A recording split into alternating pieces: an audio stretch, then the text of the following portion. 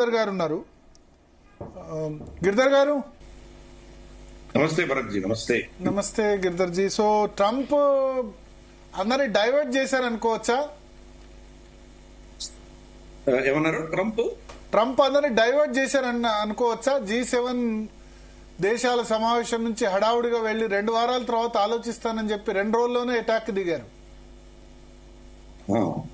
ఇది of course 2 వారాల time ఎక్కడుందండి? ఎవరికి టైం లేదు. ఎందుకంటే 2 వారాల టైం కనుక వదిలిపెడితే 2 వారాల్లో మళ్ళీ ఇరాన్ చాలా చేయొచ్చు. దాని న్యూక్లియర్ మెటీరియల్ తీసేయడం కావచ్చు, లేదా న్యూక్లియర్ సైంటిస్ట్ ఎక్కడో పెట్టడం కావచ్చు, సెంట్రిఫ్యూజెస్ తీసుకెళ్ళి ఎక్కడో పెట్టడం కావచ్చు, ఇటు చాలా చేయొచ్చు. పైపెచ్చు వాళ్ళు ప్లాన్ చేసుకుని కొన్ని కీలకమైనటువంటి ఇజ్రాయలీ అసెట్స్ మీద వాళ్ళు దాడులు చేయొచ్చు. ఇవన్నీ ఉన్నాయి. కాబట్టి అందుకని 2 వారాలు ఊరికే ఆయన చెప్పడానికి చెప్పారు. మనం డొనాల్డ్ ట్రంప్ గతంలో కూడా చాలా అంశాల్లో 2 వారాలు తీసుకుంటున్నాను అని చెప్పి మళ్ళీ 1 రోజు 2 రోజులు నిర్ణయం తీసుకునేవి చాలా ఉన్నాయి. ఆయనకు అది ఊతపదంలా 2 వారాలు అంటాడు ఆయన. బట్ అదేం కాదు అది. బట్ ఇప్పటికే చాలా లేట్ చేశాడు. ఆ నిర్ణయం అన్నది బహుశా 3-4 రోజుల ముందర తీసుకొని ఉండాల్సింది. ఈ ఇజ్రాయెల్ దాడులు మొదలు పెట్టినప్పుడే వాళ్ళ రిక్వెస్ట్ చేశారు, మీరు దీంట్లో ఇంటర్వ్యూ అవ్వండి అని. ఎందుకంటే ఇజ్రాయెల్ ఉన్న కెపాసిటీ ప్రకారం అయితే పైన ఉన్న వాళ్ళు ధ్వంసం చేయొచ్చు. ఏవైతే మనకు హెవీ వాటర్ ప్రాసెసింగ్ ప్లాంట్స్ ఉంటాయి, లేదా వాళ్ళ రీసెర్చ్ ల్యాబ్స్ కావచ్చు, ఇటువంటివన్నీ వాళ్ళు కొట్టగలిగారు. కానీ లోపల వెళ్లి కొట్టగలిగిన కెపాసిటీ ఇరాన్ కి లేదు. బంకర్ బస్టర్ బాంబ్స్ ఒక అమెరికా దగ్గర మాత్రమే ఉంది. దాన్ని అడిగారు వాళ్ళు. బంకర్ బస్టర్ బాంబ్స్ వస్తే కానీ దీన్ని ఎస్పెషలీ మనకు ఉన్నటువంటి వాళ్ళ మేజర్ ఇన్స్టలేషన్స్ ఏవైతే ఉన్నాయో, 2-3 ఇన్స్టలేషన్స్ ఏవైతే ఉన్నాయో, ఈ రోజు అమెరికా కొట్టినటువంటి ఇన్స్టలేషన్స్, అవి ఇజ్రాయెల్ పరిధి దాటి ఉన్నాయి. ఇజ్రాయెల్ దాన్ని కొట్టగలిగినాక బహుశా దాని పెద్ద వాళ్ళకి ఏం డ్యామేజ్ అవ్వకపోవచ్చు. ఎందుకంటే కొండ లోపల తవ్వి పెట్టారు. అందుకని అక్కడ వెళ్ళి కొట్టాలంటే మన క్వామ్ అన్న ఊరి దగ్గరలో ఉన్నటువంటి ఈ యొక్క ఫెసిలిటీ ఏదైతే మనకు అమెరికా కొట్టిందో, దాంట్లో కూడా ఇప్పటి వరకు మనకి ఇంకా ఏమంటారంటే వాళ్ళ చేసినటువంటి అటాక్ యొక్క అసెస్మెంట్ ఇంకా ఇంతవరకు రాలేదు. Of course Donald Trump already మేము దాన్ని ధ్వంసం చేస్తామని చెప్తున్నారు, కానీ నిజంగా ఎంత డ్యామేజ్ అయింది అనేది అసెస్మెంట్ మనకు రాలేదు. ఇరాన్ ఏమంటుందంటే మనకు పెద్దగా డ్యామేజ్ అవ్వలేదు అని వాళ్ళు క్లెయిమ్ చేస్తున్నారు. కాబట్టి చూద్దాం. ఈ యొక్క లాస్ట్ ఫేజ్ మాత్రం అమెరికన్ సపోర్ట్ కావాలి. అమెరికా కూడా ఇజ్రాయెల్ ఎక్కడ చెప్పిందో అక్కడ మాత్రమే 2-3 ప్రాంతాల్లో మాత్రమే వాళ్ళు కొట్టారు. ఫోర్డో కావచ్చు, లేకపోతే మనకు ఇష్ఫహాన్ కావచ్చు, నెతాన్స్ కావచ్చు, ఇట్లాంటి 2-3 కొట్టారు. ఇంకా కొన్ని ప్లేసెస్ కూడా వాళ్ళకు ఉన్నాయి, అసెట్స్ ఉన్నాయి. అది అమెరికా ఇన్వాల్వ్ అవ్వలేదు. ఇజ్రాయెల్ ఎంతవరకు అడిగిందో అంతవరకే వాళ్ళు కొట్టొచ్చారు.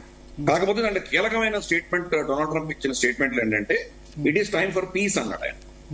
ఎలాగైతే మనము పాకిస్తాన్ కొట్టినప్పుడు మనం 6-7 తారీఖు మే కొట్టంగానే ఇమ్మీడియట్ గా వాళ్ళ బీజేఎంఓ ఫోన్ చేసి చెప్పాము, మేము కొట్టాము అని చెప్పి, ఇంకా మేము ముందరకు వెళ్ళదలుచుకోలేదు, ఇక్కడికి ఆగిపోతాం, మీరు కూడా ఆగండి అని చెప్పారు. కానీ వాళ్ళ డీజీఎం ఏమన్నాడు, అది వినడానికి సిద్ధంగా లేడు, వెయిట్ ఫర్ అవర్ రెస్పాన్స్ అన్నాడు.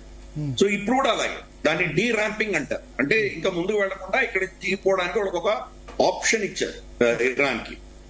వాళ్ళు ఏదో కుటుంబంగా 4 బాంబులు వేసేసి మళ్ళీ చర్చలకు వచ్చి ఏదైనా తగ్గించేటువంటి ప్రయత్నం చేస్తారా అన్నది ఒక ఆప్షన్ వాళ్ళకి ఇచ్చారు. పైపెచ్చు అమెరికా యొక్క పాలసీ, నేను నిన్న కూడా చెప్పాను, అమెరికా యొక్క పాలసీ ఏంటంటే రెజ్యూమ్ చేంజ్ వాళ్ళ పాలసీ కాదు. కాబట్టి ఖమనేని తీయడం అన్నది వాళ్ళ ఇంట్రెస్ట్ లేదు, అమెరికన్ ఇంట్రెస్ట్ లేదు. కాబట్టి వాళ్ళు తీయరు. కాకపోతే సపోజ్ ఇప్పుడు కనుక ఖమనే అమెరికన్ ఇంట్రెస్ట్ మీద దాడులు చేయడము, స్ట్రేట్ ఆఫ్ హార్మోజ్ ని ఆపేయడము, అమెరికన్ స్థావరాలు ఏవైతే ఉన్నాయో, వాళ్ళ బేసెస్ ఏవైతే ఉన్నాయో మన వెస్ట్ ఏషియాలో, వాటి మీద దాడులు చేయించడము, లేదా సూసైడ్ అటాక్స్ చేయించడం, ఇటువంటివి ఏమైనా చేస్తే కనుక అప్పుడు ఇంకా ఆప్షన్ ఉండదు. అప్పుడు ఆఫ్ కోర్స్ ఖమనేని తీసేటువంటి పరిస్థితి రావచ్చు.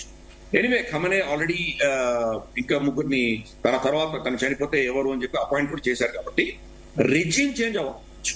వ్యక్తి పోయినా కానీ రెజ్యూమ్ అదే కంటిన్యూ అయ్యేటువంటి సూచనలు మనకు కనిపిస్తున్నాయి. రెజ్యూమ్ అంటే కంప్లీట్ గా పోయి ఇంకేదో ప్రత్యామ్నాయం రావడము, ఈ యొక్క ఖమనే అన్నటువంటి ఎవరైతే వాళ్ళ సుప్రీం లీడర్ అన్నట్టు కాన్సెప్ట్ ఉందో అది లేకుండా బహుశా ఏదైనా మరి మనకు ఒక ప్రజా స్వాతంత్రమో, లేకపోతే మళ్ళీ రాజా పహల్వీ తీసుకొచ్చి రాజరికం తీసుకొస్తారా, ఇవన్నీ రెజ్యూమ్ చేంజ్ లో మనం ఆలోచించాలి. కానీ రెజ్యూమ్ చేంజ్ నాకు కనిపించట్లేదు. యుఎస్ఏ కూడా రెజ్యూమ్ చేంజ్ కూడా సుముఖంగా లేరు. కాబట్టి ఈ పరిస్థితులలో మేము ఆల్రెడీ చేయవలసిన ఆపరేషన్ చేశాము, ఇంకా అయిపోయింది, మాకు ఇంత పెద్ద ఇంత ఇన్వాల్వ్మెంట్ లేదు అని డొనాల్డ్ ట్రంప్ చాలా స్పష్టంగా చెప్పారు. కాబట్టి మిగతా కార్యక్రమాలన్నీ కూడా ఇజ్రాయెల్ చేస్తుంది.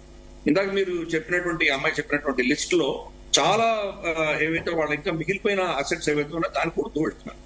అలాగే ఈవెన్ ఫర్డోలో కూడా మళ్ళీ ఇంకా అంటే సండే యుఎస్ఏ కొట్టింది, మండే మళ్ళీ అక్కడ మనకు అటాక్స్ వినిపించాయి, అక్కడ వచ్చాయని చెప్పేసి మనకు రిపోర్ట్స్ ఇరానియన్ ప్రెస్ చెప్పాయి. అంటే బహుశా ఆ అటాక్స్ అన్ని కూడా ఇజ్రాయెల్ చేసి అమెరికా చేయలేదు. వాళ్ళు ఫర్ ఇన్స్టెన్స్ ఎంట్రన్స్లు ఉన్నాయి, దానికి సంబంధించిన కొన్ని సపోర్ట్ స్ట్రక్చర్స్, అంటే లోపల ఆక్సిజన్ పంప్ చేయడానికి కావాల్సిన బిల్డింగ్స్ కావచ్చు, కొన్ని ఎస్కేప్ రూట్స్ కావచ్చు, లేదా వాళ్ళకి వెంటిలేషన్ కావచ్చు, అటువంటివన్నీ వీళ్ళు కొట్టారు. మళ్ళీ సెకండ్ అటెంప్ట్ లో వీళ్ళు కొట్టారు. టెహరాన్ మీద దీనిలో ఇప్పుడు అమెరికా దాడులకు సంబంధించి పాకిస్తాన్ ఎయిర్ బేస్ లను యూజ్ చేసుకుందా? పాకిస్తాన్ వెన్నుపోటు పొడిచింది అనుకోవచ్చా ఇరాన్ ను? పాకిస్తాన్ ఎయిర్ బేస్ వాడుకోలేదు, పాకిస్తాన్ ఎయిర్ స్పేస్ వాడుకున్నారు. కానీ పాకిస్తాన్ ఎయిర్, ఎందుకంటే మనకు మ్యాప్ చూసామంటే వీళ్ళు కింద నుంచి వస్తున్నారు, డియాగో గార్సియా దగ్గర నుంచి వచ్చారు. యాక్చువల్ గా వాళ్ళు అమెరికాలో మినసోటా దగ్గర నుంచి బయలుదేరి వచ్చారు. వాళ్ళు గువామ్ లో కొంత ఏదో రీఫ్యూలింగ్ ఏదో చేసుకున్నారు. తర్వాత డియాగో గార్సియా అంటే మన ఇండియన్ ఓషన్ లో ఉన్నటువంటి డియాగో గార్సియాకి వచ్చారు. డియాగో గార్సియా నుంచి వాళ్ళు స్ట్రైట్ గా మనకు అరేబియన్ సీలో పైకి వెళ్ళారు. సో ఫస్ట్ వాడు పాకిస్తాన్ ఎయిర్ స్పేస్ దాటకుండా వాళ్ళు వెళ్ళలేరు. పాకిస్తాన్ ఎయిర్ స్పేస్ దాటకుండా వెళ్ళాలంటే అప్పుడు ఒమాన్ ఎయిర్ స్పేస్ దాటాలి. ఒమాన్ ఎయిర్ స్పేస్ దాటి యుఏఈ ఎయిర్ స్పేస్ దాటి అప్పుడు ఇజ్రాయెల్ ఎంటర్ అవ్వాలి. గల్ఫ్ దేశాలకు ఎవరికి ఇబ్బంది కలగకూడదు అని చెప్పి అమెరికా నిర్ణయించింది. అందుకనే ఇతన్ని పిలిచారు ఇక్కడికి, ఎవరిని మన వాళ్ళ ఎవరి ఆసిమ్ మునీర్ ని పిలిచి అతనికి లంచ్ మీటింగ్ పెట్టడంలో కారణం అదే. మీ అసెట్స్ మేము వాడుకుంటున్నాము, మీరు అబ్జెక్ట్ చేయకండి అని చెప్పడంతో అక్కడ జరిగింది అది. అందుకనే ఆసిమ్ మునీర్ మళ్ళీ టర్కీకి వెళ్ళడం, టర్కీలో వెళ్లి ఆయన టర్కీలో సంజాయిషి చెప్పుకోవడం ఇవన్నీ చూసాం. ఇన్ఫాక్ట్ ఆయన ఇంతవరకు ఇంకా పాకిస్తాన్ తిరిగి రాలేదు, ఇంకా బయటే ఉన్నాడు. సో కాబట్టి ఈ యొక్క అతనికి వార్నింగ్ ఇచ్చారు, పర్మిషన్ కాదు, మేము చేస్తున్నామని అతను చెప్పడంతో తనేమో అడుగుంటాడు డిమాండ్స్. భారతదేశానికి వ్యతిరేకంగా నాకు కొన్ని అస్త్రాలు కావాలి, నెక్స్ట్ టైం భారతదేశం మా మీద అటాక్ చేస్తే మా పక్షాన్ని మీరు నిలబడండి, ఇటువంటివేవో. ఎందుకంటే వాళ్ళ ప్రజలు చచ్చినా బతికినా వాళ్ళకి అవసరం, భారతదేశం వ్యతిరేకంగా వాళ్ళకి ఏవో కావాలి. అమెరికా ఏవో వాళ్ళ కన్సెషన్ ఒప్పుకుంది. ఇజ్రాయెల్ కి అంత అవుట్ రైట్ గా వ్యతిరేకంగా ఉన్న పాకిస్తాన్ ఇప్పుడు ఇరాన్ కు బార్డర్, తమ సరిహద్దు దేశానికి ఆ విధంగా చేయడానికి ఇరాన్ ఎప్పటికైనా పాకిస్తాన్ మీద శత్రుత్వం పెంచుకుంటుంది కదా, సపోర్ట్ చేసిందని. మనకు ఇంటర్నేషనల్ అఫైర్స్ లో ఎప్పుడు కూడాను స్ట్రైట్ జాకెట్ గా ఉండవండి, బ్లాక్ అండ్ వైట్ లో ఏది ఉండవు. పాకిస్తాన్ ఇజ్రాయెల్ వ్యతిరేకంగా అని చెప్తారు వాళ్ళు, పరోక్షంగా ప్రత్యక్షంగా చెప్తారు. పరోక్షంగా వాళ్ళు ఏం చేశారు, గతంలో జార్డన్ రాజు పిలిస్తే గనక వేలాది మంది పాలస్టీనియన్లు ఊచకోత కోసాడు మన సియావులు, కరెక్ట్. సో వాళ్ళు ఆ దేశాన్ని, జార్డన్ ని టేక్ ఓవర్ చేసి ఇజ్రాయెల్ వ్యతిరేకంగా యుద్ధం చేద్దామని ప్రయత్నం చేశారు. Palestinian cause, Palestinian Muslims cause మేమే భుజాన్ని వేసుకుని తిరుగుతున్నాం అన్నటువంటి పాకిస్తాన్, మేము అవసరమైతే న్యూక్లియర్ బాంబు కూడా వాడతాం అన్నటువంటి పాకిస్తాన్ కంప్లీట్ గా ఇజ్రాయెల్ కి లాభం చేకూర్చే దిశగా పాలస్టీన్ ఊచకోత కోసింది తప్ప. కాబట్టి వీళ్ళు చెప్పేది ఒకటి చేసేది. అలాగే ఇప్పుడు కూడా అదే జరుగుతుంది. ఒక రోజు ముందరేమో డొనాల్డ్ ట్రంప్ ని నోబెల్ ప్రైజ్ కి అపాయింట్ చేస్తామని చెప్తున్నారు, మరుసటి రోజేమో దాన్ని ఖండిస్తున్నారు, అమెరికన్ అటాక్. అంటే ఇప్పుడు నోబెల్ ప్రైజ్ రికమెండేషన్ విత్డ్రా చేసుకుంటారా వాళ్ళు? అంటే ఎంత ద్వంద్వైఖరి ఉందో మనకు అర్థం చేసుకోవచ్చు. ఈ అటాక్ జరుగుతోంది అని ముందస్తుగానే తెలిసి వాళ్లకు, ఎందుకంటే అసిమునికి చెప్పారు కాబట్టి ఈ అటాక్ ఉంది అని తెలిసిన తర్వాత నెక్స్ట్ వాళ్ళు ఏం చేశారంటే ఈ యొక్క ఏమంటారంటే ఈ లోపల ఉన్నటువంటి ప్రజల యొక్క ఆవేదనకి వాళ్ళు కౌంటర్ చేయడానికి కోసం అని చెప్పి ముందర ఏదో డొనాల్డ్ ట్రంప్ మనకి అది చేశారు ఇది చేశారని చెప్పి తర్వాత ఇప్పుడు అటాక్ అవ్వగానే ఖండిస్తున్నాము, ఇది చాలా తప్పు, అది ఇది అంటూ ఏదో చేశారు వాళ్ళు. కానీ ఇప్పుడు ఆ ఫ్లైట్ పాత్ ఇచ్చింది అమెరికా. ఫ్లైట్ పాత్ లో చాలా క్లియర్ గా పాకిస్తాన్ మీద మనకు కనిపించింది. ఇమ్మీడియట్ గా ఏమైందంటే మేమే కాదు ఇండియన్ ఎయిర్ స్పేస్ కూడా వీళ్ళు వాడారు అని చెప్పి ఒక ఫేక్ నేరేటివ్ మొదలు పెట్టారు. మనం చూస్తే సోషల్ మీడియాలో అనుకుంటుంది ఇండియన్ ఎయిర్ స్పేస్ వాడారు. మన ఇన్ఫర్మేషన్ డిపార్ట్మెంట్ చాలా స్పష్టంగా దీని ఫేక్ నేరేటివ్ ఇది లేనే లేదు, మా ఎయిర్ స్పేస్ టచ్ కూడా చేయలేదు, మీరు చూడండి కావాలంటే వాళ్ళు ఇచ్చిన అఫీషియల్ హ్యాండ్ అవుట్ అని చెప్పారు. కాబట్టి పాకిస్తాన్ ఏంటంటే మేం తప్పు చేయలేదు, మమ్మల్ని ఎలాగైతే డొనాల్డ్ ట్రంప్ ప్రెషరైజ్ చేశాడో అలాగే భారతదేశం కూడా ప్రెషరైజ్ వాళ్ళు పంపించారు అని చెప్పి ఒక ఈక్వేట్ నేరేటివ్ ని సమానం చేసేటువంటి ప్రయత్నం. బట్ ఇరాన్ దీన్ని మనసులో దృష్టిలో పెట్టుకుంటుందా? ఎందుకంటే ఇరాన్ కు పాకిస్తాన్ సరిహద్దు ఉంది, ఫ్యూచర్ లో అంటే అలా కాదు, అంటే ఇరాన్ కి పాకిస్తాన్ కి ఇద్దరికి పడదు, సైద్ధాంతికంగా పడదు. పాకిస్తాన్ అనేది సున్నీ దేశము, ఇరాన్ అనేది షియా దేశం. కాబట్టి వాళ్ళిద్దరి మధ్యలో ఒక సైద్ధాంతిక తేడాలు ఉంటాయి. కానీ కాఫీర్ల ముందర కావచ్చు, లేదా వెస్టర్న్ దేశాలు కావచ్చు, జయోనిజం కావచ్చు, అప్పుడు ముస్లిం ఉమ్మా అంటారు. అందుకని వాళ్ళ హిపోక్రసీ మనం చూస్తున్నాం. 2024లో ఒకరి మీద ఒకరు మిజైల్ చేస్తున్నారు. బలూచిస్తాన్ లో ఇరాన్ దాడులు చేస్తే పాకిస్తాన్ సిస్టాన్ బలూచిస్తాన్ లో దాడులు చేసింది. కాబట్టి వాళ్ళిద్దరి మధ్యలో ఆ యొక్క పరిస్థితి ఏంటో మనం చూస్తున్నాం. ఇన్ఫాక్ట్ వస్తున్న రిపోర్ట్స్ ఇంకా కన్ఫర్మ్ గా మనకు తెలియదు. మోస్ట్ లైక్లీ అది సత్యం అని అనిపిస్తుంది మనకు. వాళ్ళ IRGC కమాండర్స్ ఎప్పుడైతే ఇస్లామాబాద్ కు వచ్చారో వాళ్ళు ఒక నెల క్రితం వాళ్ళకు వాచ్ ప్రజెంట్ చేశాడు అసెంబ్లీ. ఆ వాచ్ లో ట్రాకింగ్ మెకానిజం పెట్టి ఇజ్రాయెల్ వాళ్ళని కొట్టింది అని చెప్పి రిపోర్ట్స్ వస్తుంది. ఎందుకంటే పేజర్ అటాక్ ఎలా చేశారో మనకు తెలుసు. కాబట్టి పరోక్షంగా పాకిస్తాన్ ఏదో చేస్తోంది, ఏదో విధంగా పాకిస్తాన్ పరోక్షంగా వీళ్ళకి సహాయం చేస్తోంది అనేది మనకు అర్థమవుతుంది. ఓకే. సో ఇప్పుడు మన భారతదేశ వైఖరి ఎట్లా ఉండాలి? నిన్న ఈ అటాక్ జరిగిన తర్వాత ఇరాన్ ప్రెసిడెంట్ తో మోడీ ఫోన్ లో మాట్లాడారు. ఇంకోవైపు సోనియా గాంధీ ఒక పత్రికలో ఆర్టికల్ రాస్తూ ఇరాన్ తో మనం స్నేహంగా ఉండాలి, మన ఇజ్రాయెల్ ని సపోర్ట్ చేయకూడదు, ఇరాన్ మనకు మొదటి నుంచి కూడా మిత్రుడు, ఈ సందర్భంలో ఇరాన్ కు సపోర్ట్ చేయాలని కాంగ్రెస్ పార్టీ అంటుంది. అంటే అది ఓట్ బ్యాంక్ పాలిటిక్స్ తప్ప ఇంకేమీ లేవు. అవి మనం ఇరాన్ వ్యతిరేకిస్తున్నామని ఎవరు చెప్పారు? ఇరాన్ మనమే వ్యతిరేకించట్లేదు కదా, ఇజ్రాయెల్ ని వ్యతిరేకించట్లేదు, ఇరాన్ వ్యతిరేకించట్లేదు. మనకు రష్యా తర్వాత మనకు యుక్రెయిన్ మధ్యలో జరుగుతున్న గొడవలో మనం ఎటువంటి స్టాండ్ తీసుకున్నామో ఇక్కడ అదే స్టాండ్ తీసుకున్నాం. దీంట్లో జోక్యం చేయదలుచుకోలేదు. ఎవరు తప్పు ఎవరు కరెక్ట్ అన్న విషయంలో మనం జోక్యం తీసుకోవట్లేదు.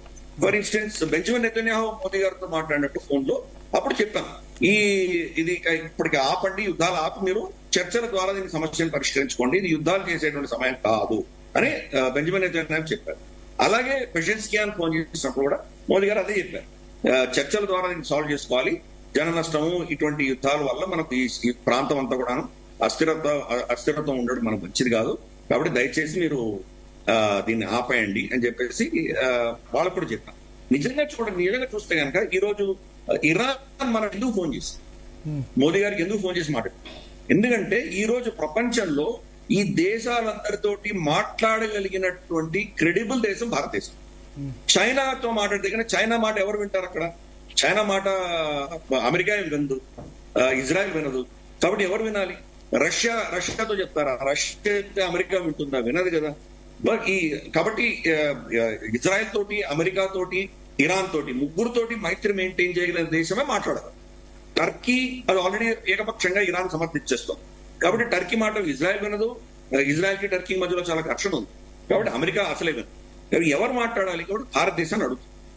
మనం ట్రాక్ 2 డిప్లొమసీ నడిపిస్తున్నాం, బయట చెప్పట్లేదు. ఎక్కడ కూడా అఫీషియల్ గా మనం మధ్యవర్తిత్వం చేస్తున్నాం చెప్పట్లేదు. ఎందుకంటే చెప్తే కనుక దానికి వచ్చే రిపర్కషన్స్ చాలా ఉంటాయి. అక్కడ ఉన్నటువంటి ముస్లిం దేశాలన్నీ కూడాను ఏదో ఒక పక్షం తీసుకొని ఉన్నాయి. కాబట్టి వాళ్ళు కూడా నిజంగా ఇరాన్ కి కానీ అమెరికా కానీ లాభసాటి కాదు. దీన్ని ఏదో విధంగా దీన్ని మళ్ళీ కూల్ డౌన్ చేసే దిశగా భారతదేశమే ట్రాక్ 2 డిప్లొమసీలో మనం మాట్లాడుతున్నాం. అందుకని వాళ్ళు మోదీ గారికి ఫోన్ చేయడం అనేది దాని వెనకాల ఉన్న ఉద్దేశం. అఫీషియల్ హ్యాండ్ అవుట్ మోదీ గారి ట్వీట్ లో ఏం చెప్పారంటే, మేము ఇటువంటి పరిణామాలు చూస్తే కనుక మాకు బాధేస్తుంది, ఇవన్నీ జరగకూడదు, దౌత్యపరంగా దీన్ని రిజాల్వ్ చేసుకోవాలి, ఇటువంటివి సింపుల్ గా చెప్పారు. కానీ వాళ్ళు అసలు డిస్కస్ చేసి వాళ్ళు చెప్పారు, మనం చెప్పాం. సో ఈ రోజు భారతదేశం యాక్చువల్ గా దీంట్లో ఒక ట్రాక్ 2 డిప్లొమసీలో మనం ప్రయత్నం చేస్తున్నాం. మనం గెలుస్తాం లేదా, మన మాట ఎవరిని వింటారు లేదా తెలియదు. అమెరికా ఆల్రెడీ వాళ్ళకు డీరాంపింగ్ ఇచ్చింది కాబట్టి భారతదేశం కూడా ఆ ప్రయత్నం చేస్తుంది. ఇజ్రాయెల్ ఏంటంటే అది వినడానికి సిద్ధంగా లేదు. ఇంకా వాళ్ళకు ఉన్నటువంటి శక్తి కంప్లీట్ గా నిర్వీర్యం చేసే దిశగా వాళ్ళు కోరుతున్నారు. ఇజ్రాయెల్ కి నేను గతంలో కూడా చెప్పాను, ఇజ్రాయెల్ కి అమెరికాకి మెయిన్ తేడా ఎక్కడ ఉందంటే, ఇజ్రాయెల్ రెజిమ్ చేంజ్ కోసం ఇప్పుడు ట్రై చేస్తుంది. వాళ్ళ న్యూక్లియర్ శక్తిని వాళ్ళు పోస్ట్పోన్ చేయగలిగారు, అంటే దెబ్బ కొట్టగలిగారు. కాబట్టి ఇంకొక 2 దశకాలు కనీసం అంటే 20 years దాకా దాన్ని పోస్ట్పోన్ చేయగలిగారు. కాబట్టి నెక్స్ట్ రెజిమ్ చేంజ్ మీద వాళ్ళు ఫోకస్ పెట్టడానికి ట్రై చేస్తున్నారు. అమెరికాకు రెజిమ్ కావాలి. అక్కడ death to America, death to Israel అని అరుస్తున్నటువంటి ఒక రెజిమ్ వాళ్ళకి కావాలి అమెరికా. అటువంటి ఒక భయం చూపించకపోతే, ఒక పూచిని చూపించకపోతే అమెరికా ఎందుకు అక్కడ? మనకు ఇది ఉంది కదా, మియా బీవీ రాజీ హోతో క్యా కరేగా కాజీ. సున్నీను షియాను జ్యూస్ ముగ్గురు కలిసిపోతే అమెరికా ఎందుకు, అక్కడ ఆ ప్రాంతంలో అమెరికా ఎందుకు కావాలి? అది వాళ్ళ ప్రమాదం. ప్లస్ చమురు, అక్కడ ఉన్నటువంటి పెట్రోలియం ప్రొడక్ట్స్ అన్ని ఒక్క బ్యారల్ కూడా అమెరికా కొనట్లేదు. ఎందుకంటే అమెరికాలోనే చాలా ఉంది, అమెరికానే నెట్ ఎక్స్పోర్టర్. భారతదేశం ఇప్పుడు నంబర్ 2 స్థానం, మనం నంబర్ 3 మనం యుఎస్ ఎంచుకుంటున్నాం. Number 1 of course Russia, number 2 వచ్చేసి మనకు ఇరాక్, నంబర్ 3 మనం యుఎస్ ఎంచుకుంటున్నాం. సౌదీ కంటే కూడా ఎక్కువ మనం యుఎస్ ఎంచుకుంటాం. యూరప్ అంతా కూడా యుఎస్ ఎంచుకుంటాం. కాబట్టి వాళ్ళు ఇక్కడ గల్ఫ్ నుంచి కొనాల్సిన అవసరం లేదు. కానీ ఈ గల్ఫ్ రీజన్ నుంచి కానీ ప్రపంచంలో ఎక్కడైనా కానీ పెట్రోలియం ప్రొడక్ట్స్ అమ్మాలంటే డాలర్లోనే అమ్మాలి. కాబట్టి ఆ కంట్రోల్ ఉంది. ఆ కంట్రోల్ కు ఇరాన్ దేశం, గతంలో లిబియా కావచ్చు, ఈ దేశాలన్నీ కూడా డాలర్ కి ప్రత్యామ్నాయం చూడడానికి ప్రయత్నం చేస్తున్నారు. ఎందుకంటే డాలర్ లో ఉంటే కనుక రేపటి రోజు డాలర్లు ఇచ్చినా గానీ డాలర్లు వాళ్ళు ట్రాన్స్ఫర్ చేయకుండా అమెరికా వాళ్ళని హింసించి కూడబెట్టచ్చు. కాబట్టి వాళ్ళు ప్రత్యామ్నాయం చూస్తున్నారు. భారతదేశంతో వాడు వాణిజ్యం ఉన్నప్పుడు 50% మనం ఇండియన్ రూపీస్ లో పే చేసేవాళ్ళం, మిగతా 50% క్రెడిట్ ఇచ్చేవాళ్ళం. డాలర్ లో పే చేసేవాళ్ళం కానీ ఒక నోస్ట్రో అకౌంట్ లో పెట్టేవాళ్ళం. ఎందుకంటే వాళ్ళకి ట్రాన్స్ఫర్ చేయలేము కాదు. జో బైడెన్ ప్రభుత్వం వచ్చాక కొన్ని సడలింపులు చేసినప్పుడు మనం ఏదైతే వాళ్ళ పైసలు ఉన్నాయో వాళ్ళకి మళ్ళీ మనం రిపాట్రియేట్ చేస్తున్నాం. కాబట్టి అది అమెరికాకు దెబ్బ. కాబట్టి వాళ్ళు అక్కడ ప్రెసెన్స్ ఉండి వాళ్ళకు ఉన్నటువంటి 11, 13 ఏవైతే స్థావరాలు ఉన్నాయో అవన్నీ పెట్టుకొని అక్కడ మేమే మీకు నెట్ సెక్యూరిటీ ప్రొవైడర్ అని చెప్పకపోతే ఆ దేశాలు ఉన్నాయో పోయే వాళ్ళకి అనవసరం. డాలర్ వాళ్ళ చేతి, అంటే పెట్రోలియం అన్నది డాలర్ చేతి నుంచి